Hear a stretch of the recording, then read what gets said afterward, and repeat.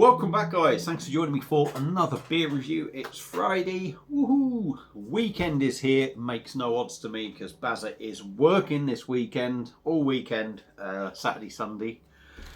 Needs a must, I suppose. When you got someone who's desperate for work to be done, you got to fit him in when you can, haven't you? Which isn't very good because I've had a bit of a grueling week. Spent the last 2.5 days stripping wallpaper. And most of it wood chip, to be honest. So it's been a long old week stripping wallpaper, and I'm working tomorrow. So you lot might be looking forward to your weekend. It's just another day for me this time. Anyway, on Monday, as it happens, I'm back to stripping more wood chip. Oh God. Anyway, we are back with another beer review now. My arms are aching. Get the violins out. We're back with another beer review, like I say, and we are looking at a Pinter brew, and we are looking at the Lost in Translation Brown Ale. Now, I've reviewed this before, but after reviewing it, I actually bottled 5 bottles because I wanted to have a go at bottling and see what it was like. Now, I have tried bottling before, but I thought I'd have a go with this one. So, there we go. Bottle there. I did look up. I think it said about, I'm trying to think, half a teaspoon or something or whatever of sugar to a 500ml bottle. I was a little bit shy. I think I went 1/4 teaspoon or something like that. I can't remember. I was a little bit shy because I didn't want to go too nuts with it.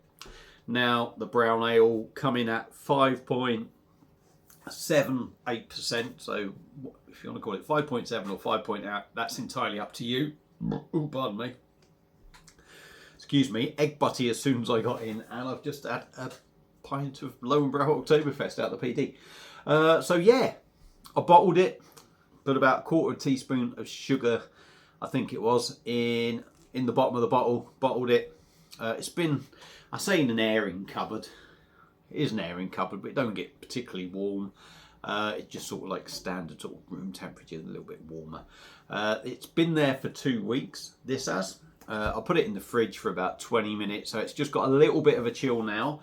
I've not opened any of these. I bottled 5 of them. I've got no idea what's going to happen. Is it going to be as flat as a witch's tit? I don't know. Is it going to fly out the top of the bottle and I'm going to have brown ale all over my bloody ceiling, which means I'll have to paint everywhere? I don't know. We'll just have to wait and see. So it's one of them. Will it go up?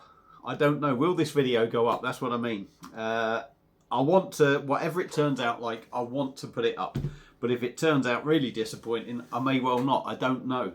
But yeah, pint of glass at the ready, nice and clean. Bottle at the ready. I don't think it's going to explode, but I guess you never know. So, without further ado, let's get it cracked open and see what we get. So, are we going to get a pop? We certainly got a pop. There's plenty of smoke on the opening there. You've probably seen some of that. See it? Look at that. And a little bit of head at the top. So, in fact, let's just hold that. Let's give it a pour and see what we get.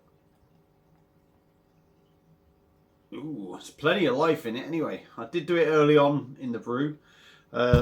Once I tapped it, it was early on. It did die off quite quick after a few days. There's lots of bubbles going up there. It is nucleated, so it is looking very decent, to be fair.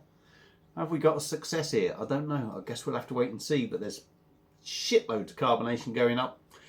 Lovely brown sort of chestnut colour like you'd expect.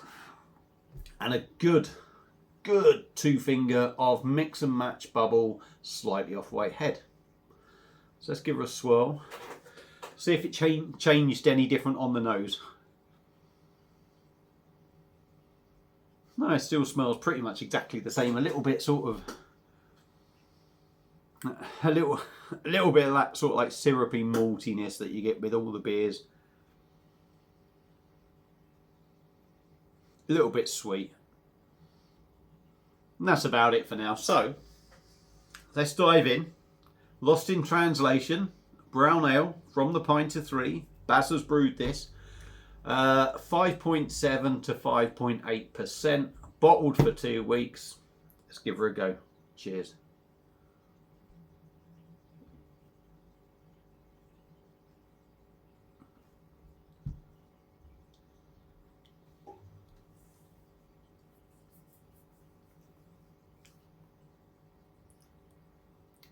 Okay. Ooh, I'm trying to think if it's actually changed, really. I'm not sure it has. I don't know. Maybe it's hard to tell. Let's go in again. Definitely, you do get a bit of a twang on the nose with some of these beers, and I'm not sure if it's just the press. But it's definitely brown ale in there. Definitely got brown ale on the nose.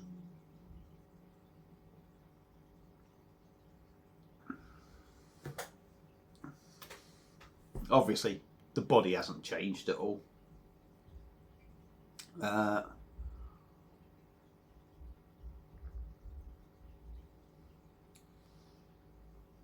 wouldn't say it's massively changed, if I'm honest. It's maybe got a bit more of a more rounded sort of feel and flavour to it. Obviously, you know, the body is still, when I reviewed it, the body was still kind of light. Bubbles were there, but minimal, and it's about the same still now, really.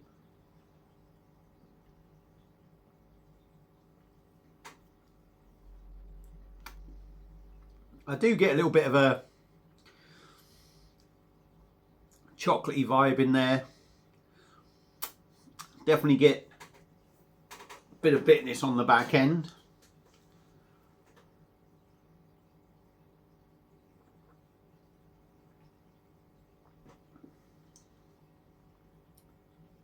I don't think the beer really, maybe, like I say, it maybe feels a little bit more rounded, if that makes any sense. Maybe any rough edges may have been smoothed out, but I wouldn't be definitely certain of that.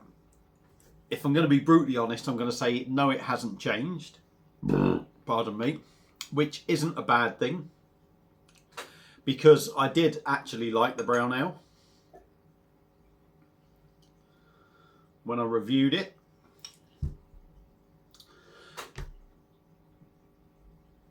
Yeah, still got that sort of slight haziness to it. It felt quite boozy at the time.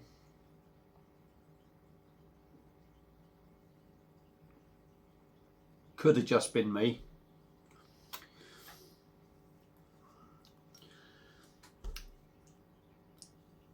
Yeah, and I was going to say maybe it's lost a little bit of that, but I don't think it has. I think you pick it up on the back end, that booziness, and I you know, I can't remember me review, but I think that was also something that I noticed, that I think it was there, but it was more sort of in the back. But yeah, I mean, the biggest thing is that I've tried bottling this, and it seems to have been successful. And I suppose that is all you can ask for. Obviously, all the bottles were sterilised just before I bottled it. So there doesn't appear to have been any contamination. When I'm pouring that out, it has got that slightly hazy look, which it did have.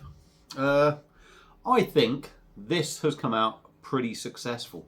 So yeah, let's hold that up.